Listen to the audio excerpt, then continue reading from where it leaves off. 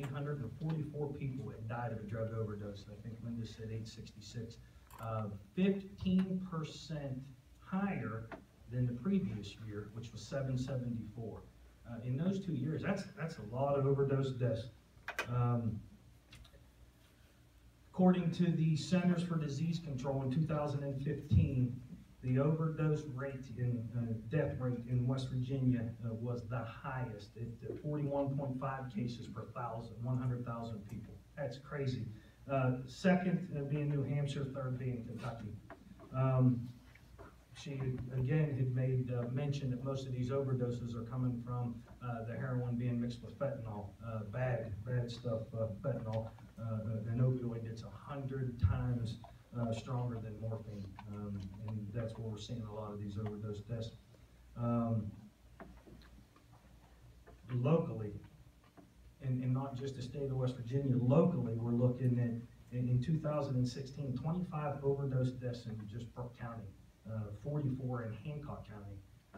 We have already beat that in overdose deaths in 2017, and we're only 4 months in. Wow, devastating. Don't be an enabler. That's what I was here to talk about today. Can you hear me back there? Am I being loud enough?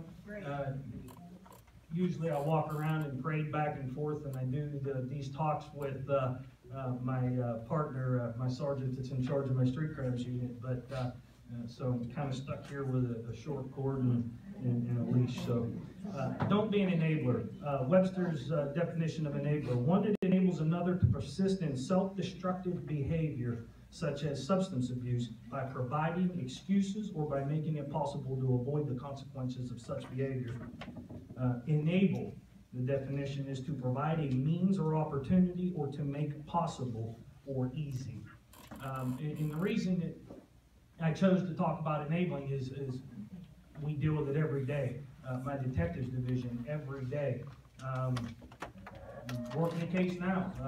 Grandma reports all 4 bank accounts are losing money. Can't figure it out. Comes in and reports it to my detectives. Of course, we jump right on the case, file the report, go to the bank, get copies of the checks, track down the videos, chase down license plates, and spend all week doing this.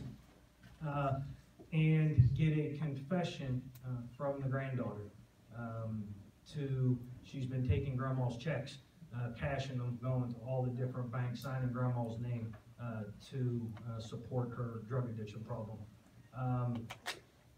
Called grandma. She doesn't want to press charges. She doesn't want to see her little baby in any trouble. Tried to explain to grandma, it's not always jail is the option.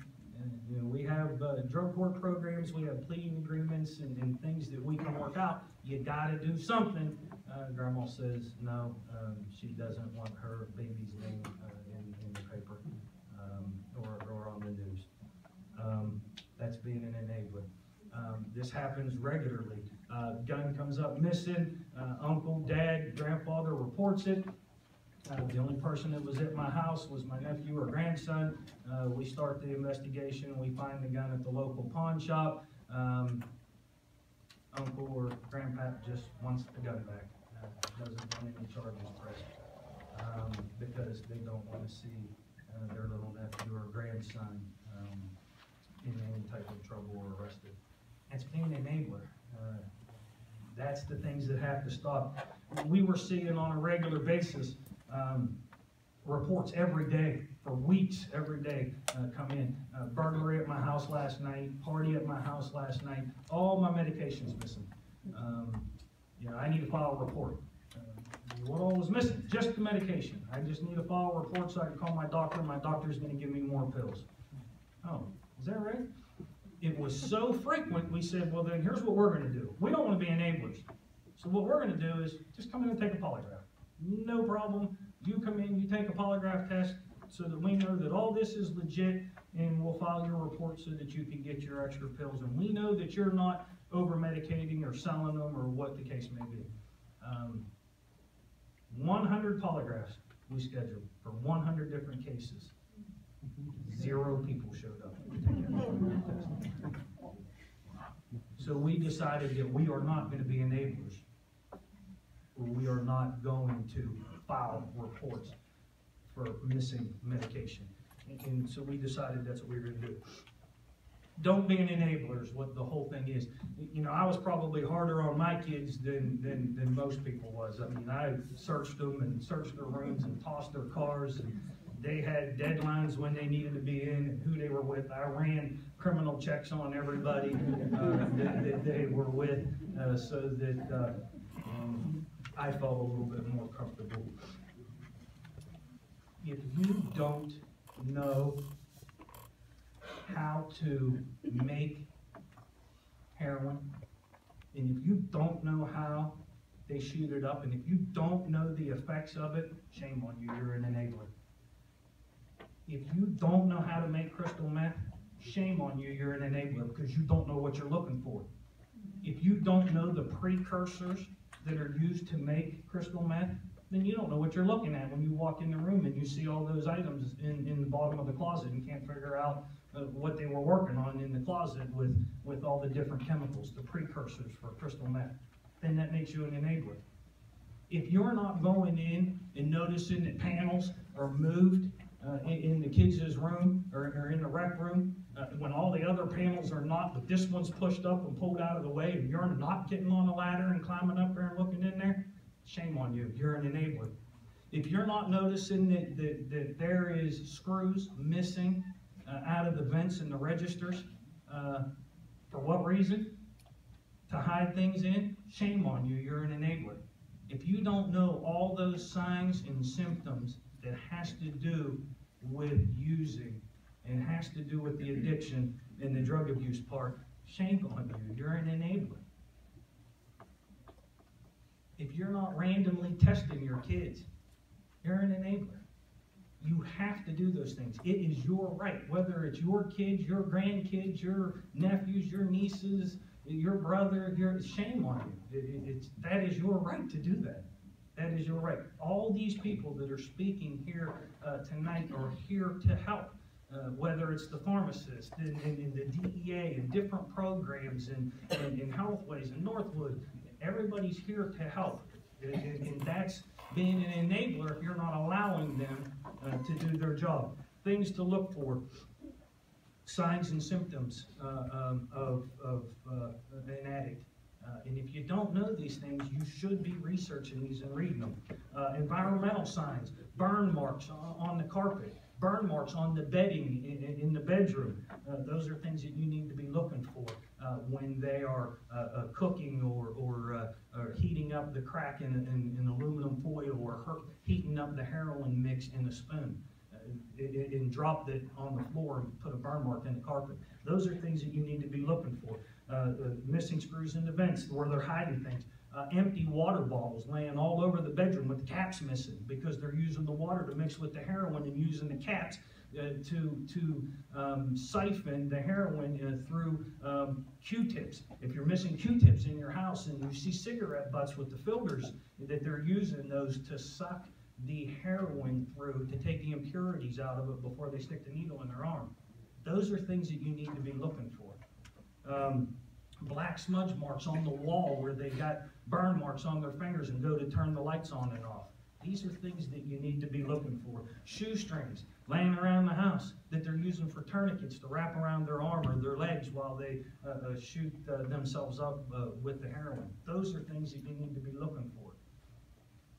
Possession of debit cards and credit cards, gift cards is the big thing.